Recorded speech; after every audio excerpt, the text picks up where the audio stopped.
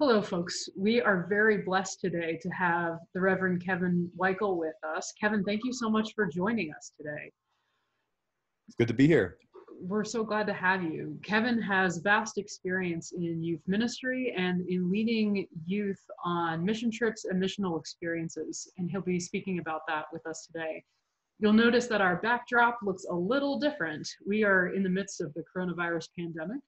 So while what we're doing is in a different setting, it is no less relevant for the future of the church. And in a way, we are now in the world, and just as the church is called to be.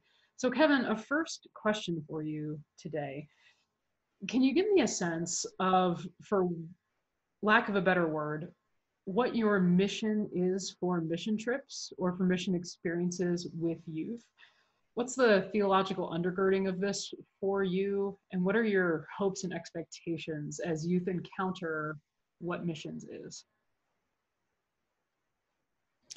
Yeah. I think most people understand these mission trips as, a group going to help others, those who are in need. And certainly there is a component to that. But as I've thought about it, I've come, and a lot of people have come to really struggle with that being kind of the end of it.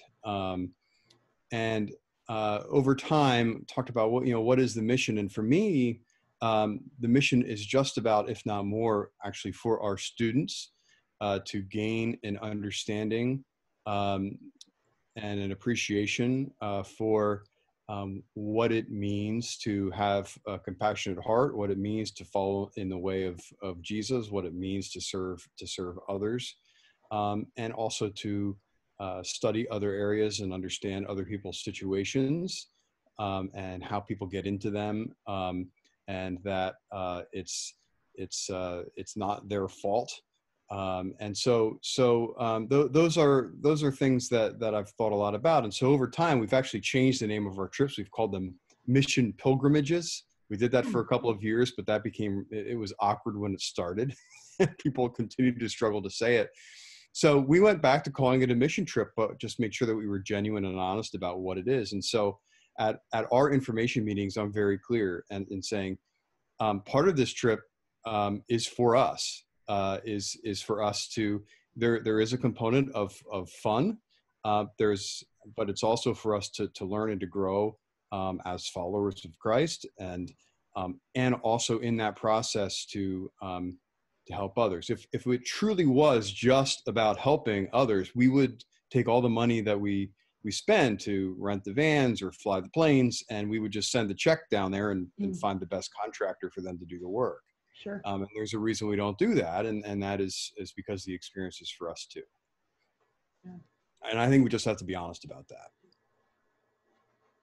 Yeah, so it's about the folks you're visiting, and it's also about the youth gaining a new perspective and a new experience so as to broaden their horizons, it sounds like. Broaden the horizons, and we alternate trips. We do urban and rural trips. Used to be only rural trips when I came, and the reason why I added the urban trip is because I found there's a whole lot more opportunity for conversation. Also, they're not, on an urban trip or a rural trip, they're building things, and so feeling like they've really accomplished something, and a lot of times they have. Like, I mean, this last summer we were in West Virginia, and finished a handicap ramp, and tears from the homeowner. That is accomplishing something. I'm not trying to undersell that. But on an urban trip, there are opportunities to talk about racism. There are opportunities to come back a little bit earlier from, because the soup kitchen isn't going to take as long as a day on a work site, to come back and have some deeper conversation to understand and talk about poverty and justice and our place in the world. Thanks. Yeah. Mm-hmm.